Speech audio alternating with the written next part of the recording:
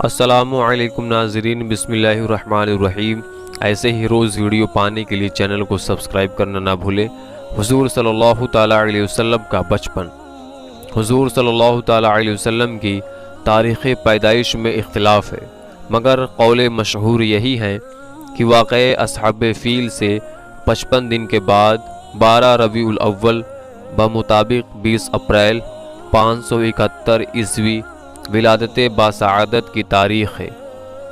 تاریخ عالم میں یہ وہ نرالا اور عظمت والا دن ہے کہ اسی روز عالم ہستی کے ایجاد کا باعث اور تمام جہان کے بگڑے نظاموں کو سدھارنے والا یعنی ہمارے آقا صلی اللہ تعالیٰ علیہ وسلم عالم وجود میں رونق افروز ہوئے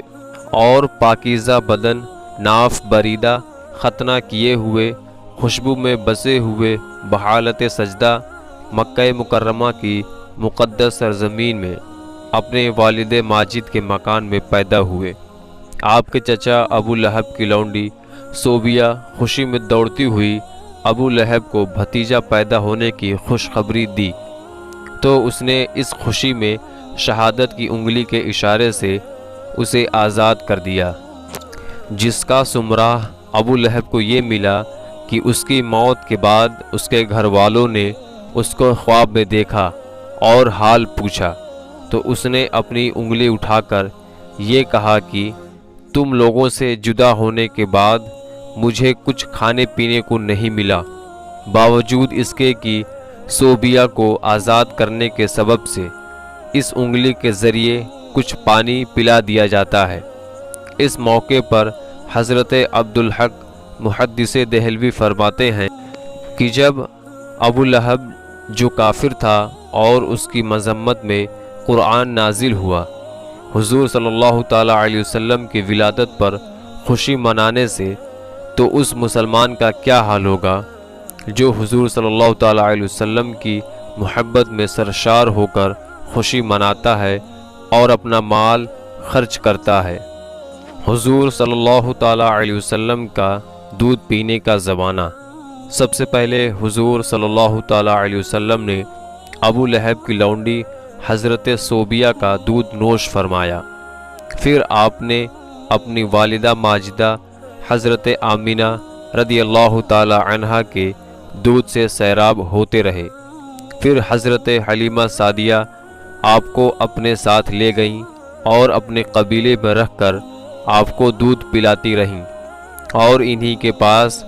آپ کے دودھ پینے کا زمانہ گزرا۔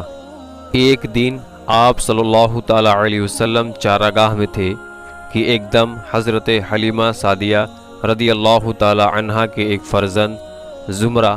دوڑتے اور کانپتے ہوئے اپنے گھر پر آئے اور اپنی ماں سے کہا کہ امی جان، بڑا غضب ہو گیا، محمد صلی اللہ تعالیٰ علیہ وسلم کو 3 آدمیوں نے جو بہت ہی سفید لباس پہنے ہوئے تھے چت لٹا کر ان کا شکم پھاڑ ڈالا اور میں اسی حال میں ان کو چھوڑ کر بھاگا ہوا آیا ہوں۔ یہ سن کر حضرت حلیمہ سعدیہ رضی اللہ تعالی عنہا اور ان کے شوہر دونوں بدحواس ہو کر گھبرائے ہوئے دوڑ کر جنگل میں پہنچے تو یہ دیکھا کہ آپ صلی اللہ تعالیٰ علیہ وسلم بیٹھے ہوئے ہیں، مگر خوف و ہراس سے چہرہ زرد اور اداس ہے۔ حضرت حلیمہ سعدیہ رضی اللہ تعالی عنہا کے شوہر نے پیار سے چوم کر پوچھا کہ بیٹا کیا بات ہے؟ آپ نے فرمایا کہ 3 شخص میرے پاس آئے اور مجھ کو چت لٹا کر میرا شکم چاک کر کے اس میں سے کوئی چیز نکال کر باہر پھینک دی اور پھر کوئی چیز میرے شکم میں ڈال کر شگاف کو سی دیا، لیکن مجھے ذرا برابر بھی کوئی تکلیف نہیں ہوئی۔ یہ واقعہ سن کر حضرت حلیمہ سعدیہ رضی اللہ تعالی عنہا اور ان کے شوہر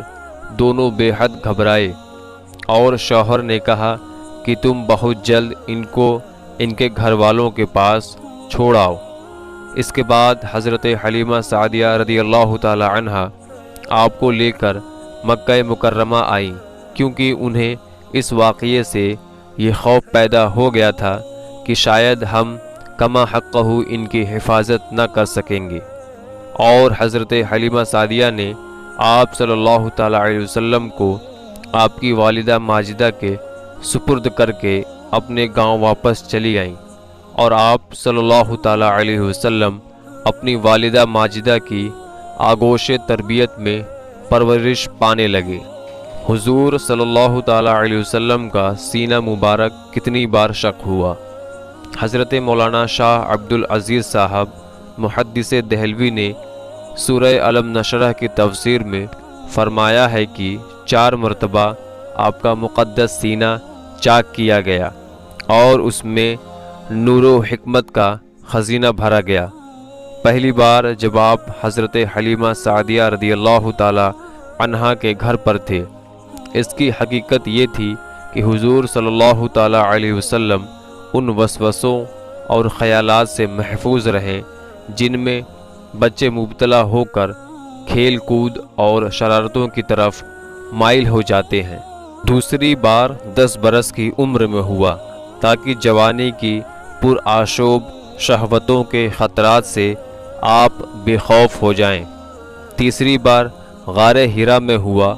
اور آپ کے قلب میں نور سکینہ بھر دیا گیا تاکہ آپ وحی الہی کے عظیم اور گراں بار بوجھ کو برداشت کر سکیں۔ چوتھی بار شب معراج میں آپ کا سینہ مبارک چاک کر کے نور و حکمت کے خزانوں سے معمور کیا گیا تاکہ آپ کے قلب مبارک میں اتنی وسعت اور صلاحیت پیدا ہو جائے کہ آپ صلی اللہ تعالی علیہ وسلم دیدار الہی کی تجلیوں اور کلام ربانی کی ہیبتوں اور عظمتوں کے متحمل ہو سکیں۔ میرے عزیز دوستو، ویڈیو پسند آئے تو لائک کریے گا، چینل پر نئے ہیں تو سبسکرائب کریے گا اور دعاؤں میں اپنے یاد رکھیے گا۔ تو ملتے ہیں اگلے ویڈیو میں، تب تک کے لیے اللہ حافظ۔